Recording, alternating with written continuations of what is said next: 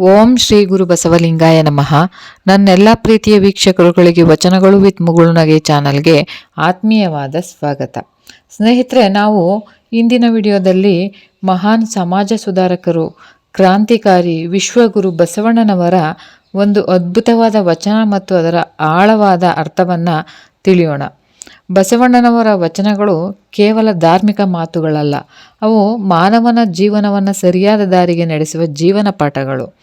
ಇಂದು ನಾವು ನೋಡಲಿರುವ ಈ ವಚನದಲ್ಲಿ ಬಸವಣ್ಣನವರು ನಿಜವಾದ ಶಿವಭಕ್ತಿ ಎಂದ್ರೇನು, ಭಕ್ತನ ಜೀವನ ಹೇಗೆ ಬದಲಾಗುತ್ತೆ ಎಂಬುದನ್ನು ಬಹಳ ಸುಂದರವಾಗಿ ಹೇಳಿದ್ದಾರೆ.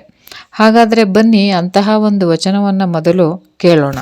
ಆರಾಧ್ಯ ಪ್ರಾಣಲಿಂಗವೆಂದರಿದು ಪೂರ್ವ ಗುಣವಳಿದು ಪುನರ್ಜಾತನಾದ ಬಳಿಕ ಸಂಸಾರ ಬಂಧುಗಳೆನ್ನವರೆಂದೆಡೆ ನಂಟ ಭಕ್ತಿ ನಾಯಕ ನರಕ ಇಂತೆಂದುದು ಕೂಡಲ ಸಂಗನ ವಚನ.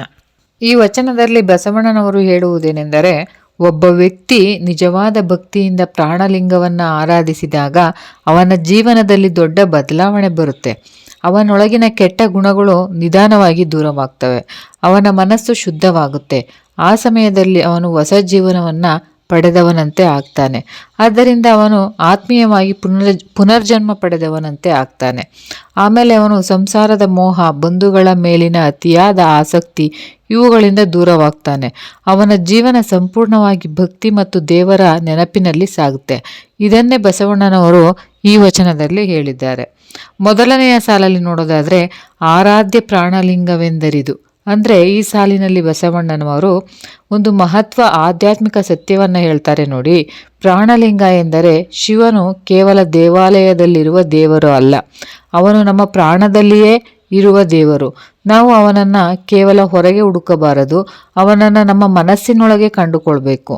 ಇನ್ನು ಭಕ್ತಿ ಎಂದರೆ ಕೇವಲ ಪೂಜೆ ಮಾಡುವುದಲ್ಲ, ಭಕ್ತಿ ಎಂದರೆ ಮನಸ್ಸಿನ ಶುದ್ಧತೆ, ಸತ್ಯ ಜೀವನ, ಇತರರಿಗೆ ಕರುಣೆ. ಈ ರೀತಿಯ ಜೀವನವೇ ನಿಜವಾದ ಪ್ರಾಣಲಿಂಗದ ಆರಾಧನೆ. ಇನ್ನು ಎರಡನೇ ಸಾಲಲ್ಲಿ ನೋಡೋದಾದರೆ, ಪೂರ್ವ ಗುಣವಳಿದು ಪುನರ್ಜಾತನಾದ ಬಳಿಕ ಅಂದರೆ ಈ ಸಾಲಲ್ಲಿ ಬಸವಣ್ಣನವರು ಮಾನವನ ಒಳಗಿನ ಬದಲಾವಣೆಯನ್ನು ವಿವರಿಸ್ತಾರೆ. ಮಾನವನೊಳಗೆ ಹಲವು ಕೆಟ್ಟ ಗುಣಗಳು ಇರ್ತವೆ. ಉದಾಹರಣೆಗೆ ಹೇಳ್ಬೇಕಂದ್ರೆ ಅಹಂಕಾರ, ಕೋಪ, ಅಸೂಯೆ, ಲೋಭ, ದ್ವೇಷ ಇವು ಮಾನವನ ಮನಸ್ಸನ್ನು ಕೆಡಿಸ್ತವೆ. ಆದರೆ ಒಬ್ಬ ವ್ಯಕ್ತಿ ಭಕ್ತಿಯ ದಾರಿಯಲ್ಲಿ ನಡೆದಾಗ ಈ ಕೆಟ್ಟ ಗುಣಗಳು ನಿಧಾನವಾಗಿ ದೂರವಾಗ್ತವೆ. ಅವನ ಮನಸ್ಸು ಶುದ್ಧವಾಗುತ್ತೆ. ಆ ಸಮಯದಲ್ಲಿ ಅವನು ಹೊಸ ಜೀವನ ಪಡೆದವನಂತೆ ಆಗ್ತಾನೆ. ಇದನ್ನೇ ಬಸವಣ್ಣನವರು ಪುನರ್ಜಾತನಾದ ಬಳಿಕ ಎಂದು ಹೇಳ್ತಾರೆ. ಇನ್ನು ಮೂರನೆಯ ಸಾಲಲ್ಲಿ ನೋಡೋದಾದರೆ, ಸಂಸಾರ ಬಂಧುಗಳೆನ್ನವರೆಂದೆಡೆ. ಇಲ್ಲಿ ಬಸವಣ್ಣನವರು ಒಂದು ದೊಡ್ಡ ಸತ್ಯವನ್ನು ಹೇಳ್ತಾರೆ ನೋಡಿ. ಮಾನವನು ಸಂಸಾರದಲ್ಲಿ ಬದುಕುತ್ತಿದ್ದರೂ ಅವನು ಅದರ ಬಂಧನದಲ್ಲಿ ಸಿಲುಕಿರಬಾರದು. ಬಂಧುಗಳು, ಧನ, ಸ್ಥಾನ, ಮಾನ ಇವು ಜೀವನದಲ್ಲಿ ಇರಬಹುದು, ಆದರೆ ಅವುಗಳ ಮೇಲಿನ ಅತಿಯಾದ ಆಸಕ್ತಿ ಮಾನವನನ್ನು ಬಂಧಿಸ್ತವೆ. ಭಕ್ತನಿಗೆ ಈ ಬಂಧನಗಳು ನಿಧಾನವಾಗಿ ಕಡಿಮೆ ಆಗ್ತವೆ. ಅವನಿಗೆ ದೇವರ ನೆನಪು ಮುಖ್ಯವಾಗುತ್ತೆ. ಅವನು ಸಂಸಾರದಲ್ಲಿ ಇದ್ದರೂ ಕೂಡ ಅದರ ಮೋಹಕ್ಕೆ ಒಳಗಾಗುವುದಿಲ್ಲ ಅಂತ ಹೇಳ್ತಾರೆ. ಇನ್ನು ನಾಲ್ಕನೆಯ ಸಾಲಿನ ವಿವರಣೆಯನ್ನು ನೋಡೋದಾದರೆ, ನಂಟು ಭಕ್ತಿ ನಾಯಕ ನರಕ ಅಂದರೆ ಈ ಸಾಲಲ್ಲಿ ಬಸವಣ್ಣನವರು ಹೇಳುವುದು, ನಿಜವಾದ ಭಕ್ತನಿಗೆ ದೇವರೊಂದಿಗೆ ಒಂದು ವಿಶೇಷವಾದ ನಂಟು ಇರುತ್ತೆ. ಅದು ಕೇವಲ ಭಯದ ಸಂಬಂಧವಲ್ಲ, ಅದು ಪ್ರೀತಿ, ನಂಬಿಕೆ, ಭಕ್ತಿ ಈ ಮೂರರ ಮೇಲಿನ ನಿರ್ಮಿತವಾದ ಒಂದು ಸಂಬಂಧ. ಅಂತಹ ಭಕ್ತನು ತನ್ನ ಜೀವನದಲ್ಲಿ ದೇವರನ್ನ ಮಾರ್ಗದರ್ಶಕನಾಗಿ ಕಾಣ್ತಾನೆ. ದೇವರ ಭಕ್ತಿ ಅವನ ಜೀವನದ ನಾಯಕನಾಗುತ್ತೆ.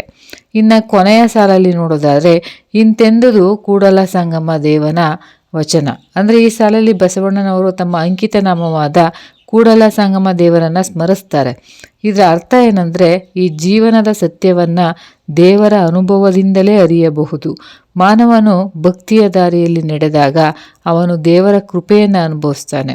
ಆ ಸಮಯದಲ್ಲಿ ಅವನ ಜೀವನ ಶಾಂತಿಯಾಗುತ್ತೆ ಅಂತ. ಈ ವಚನದಿಂದ ನಾವು ಕಲಿಯಬೇಕಾದ ಪಾಠ ಏನು?